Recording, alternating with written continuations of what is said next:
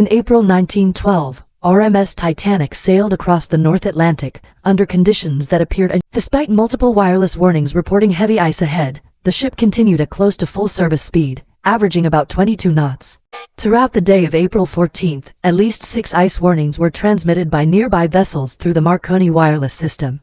Captain Edward Smith and senior officers were aware of ice reports, yet no significant reduction in speed was ordered before nightfall. The sea that night was unusually calm, removing the white foam that often outlines icebergs in rougher water. Lookouts relied solely on unaided vision, as binoculars were reportedly unavailable in the crow's nest that evening. At near maximum speed, the ship's massive engines and propellers limited the time available to respond to any sudden obstacle. Titanic's safety relied on 16 watertight compartments, designed to contain flooding if no more than 4 were breached. At 11:40 p.m., a dark mass was finally spotted directly ahead, leaving only seconds for evasive action. The order to turn hard to starboard was executed, but the ship's immense size and speed limited how quickly it could respond. Instead of a single gash, the iceberg's pressure caused a series of narrow openings along multiple compartments. Water began entering at least 5 forward compartments, exceeding the ship's designed survival threshold. Because the bulkheads did not extend fully to the upper decks, water could spill from one compartment to another as the bow lowered.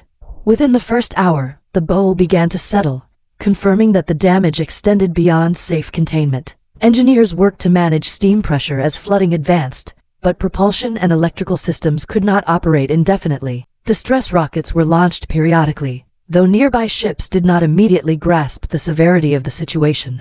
As water advanced, the angle of the deck increased, placing extraordinary stress on the hull structure.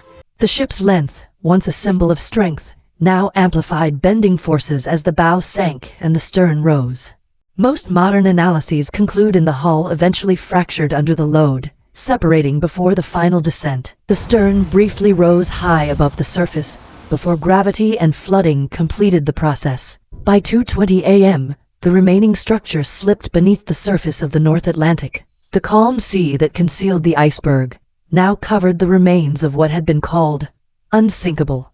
More than 1,500 lives were lost, making it one of the deadliest peacetime maritime disasters of its era. Today, the wreck lies nearly 4,000 meters below the surface, silent evidence of early 20th century engineering limits. Historians continue to debate whether a reduction in speed might have changed the outcome, but the decision to maintain it remains central to the disastrous chain of events.